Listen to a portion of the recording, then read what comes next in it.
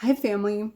So, I wanted to share a really cool story, a great story with you that happened to me today.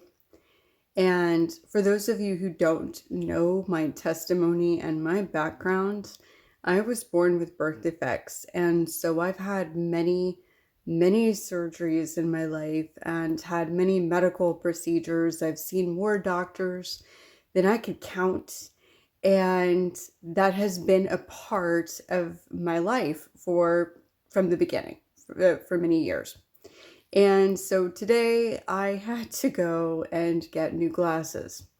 Now, for you to understand a little bit what this is like for me, my eyelids never functioned. And so I had surgery to sort of lift them up and keep them there, sort of as a cosmetic effect when I was about 4. And when I was 9 years old, I had what would be called craniofacial surgery. My eyes were wide set and they moved them closer together and they straightened my eyes out, among many other things that they did in surgery. And that improved my vision a lot. But even so, I've always been looked at a little bit like a specimen when I go to a doctor's appointment, especially when it's something about me that's very unique to me and isn't typical for a doctor to see. And so it's always been really a hassle for me to get my eyes checked and to get new glasses. And the reason is because I can't just go to just anyone to be able to do the refraction for glasses. I have to go to someone who's extraordinarily patient and is willing to be creative in figuring out what I need because in more recent years, we usually have to use, whomever I'm going to, we usually have to use options beyond just the machine that is available for figuring out what glasses I need.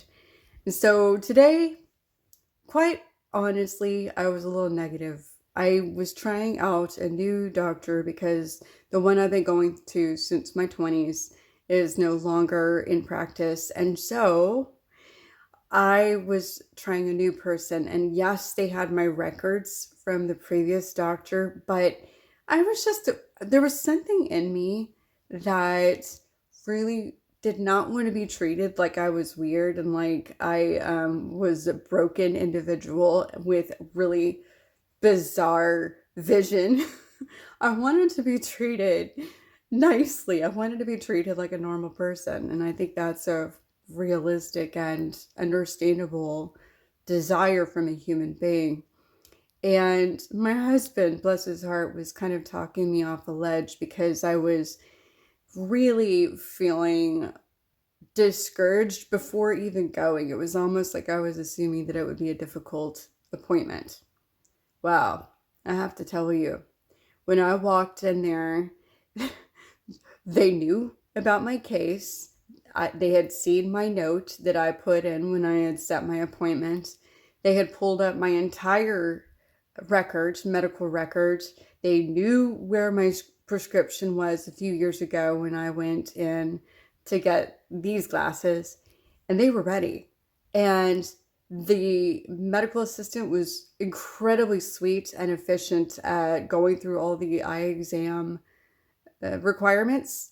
And then when the doctor came in, she came in carrying a case and she said, I brought my case with me. I'm really excited. This is a challenge for me.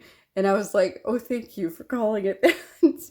Because I'm not used to people coming in and being positive when they're trying to do a refraction for my vision, when they're trying to get me new glasses and figure out what I need.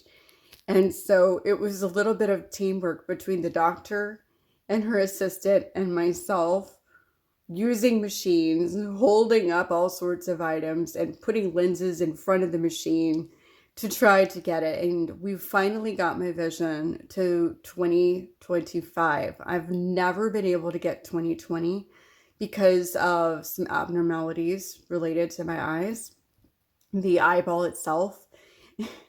And I'd only ever gotten to 2030 with glasses, and that was a remarkable accomplishments. So the fact that she got me to 2025 on the refraction was a miracle. And so I have to wait 2 or 3 weeks. So I'm going to be reading my Bible, still kind of struggling through it in terms of seeing things, because yes, I'm getting older and I have to have progressive lenses on the bottoms of them. But I don't know. I guess I just wanted to share this story because if you haven't been through a lot medically in your life, you think these things are just kind of normal routine. But I have struggled from the beginning of my life, mainly because of maybe things that perceptions of other people, perceptions of the medical community, perceptions of things that were said to me that I was broken, that and that I might feel broken. And God has been correcting that for a number of years. But today he kind of reminded me, because I sort of had fun helping this doctor figure out how to get the right vision, how to get the right glasses for me, how to do all the tests and figure it out. And the Lord kind of spoke to my heart and he said, Kelly, you're not broken. You're special. You're unique. And remember, you are fearfully and wonderfully made.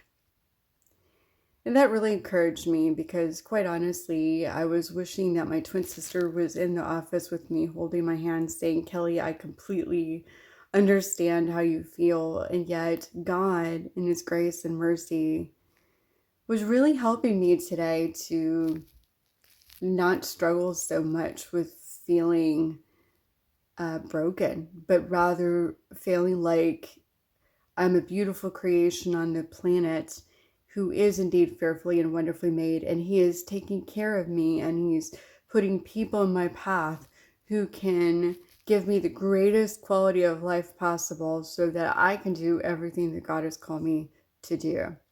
So I felt just encouraged by that, and I guess if you haven't been through that, you wouldn't quite understand it. But I think that for anybody who feels broken, for anybody who feels like there's something wrong with you, whether it's physically, emotionally, some other issue, I just want to remind you of Psalm 131, Psalm 139, which says that we are fearfully and wonderfully made. And sometimes we're having to overcome a lot of lies of the enemy that have been embedded in our hearts and in our minds. And this is one of those. So I just want to encourage you that you are amazing, that God made you who he designed you to be, and that he's not done working. He is refining us and making us into his image, just like the potter does with the clay. And so today, I guess I'm wanting to share with you that Jesus is faithful, and that I feel his love for me tonight as I'm recording this and sharing this story with you, that I can see his heart for me in just the little details and the ways that he's helping me navigate on a daily basis, things that maybe in the past might have been a little more challenging, but that now I am more than overcoming. I'm thriving with his help. So I love y'all and I bless you. Be blessed in Jesus' name. Until next time.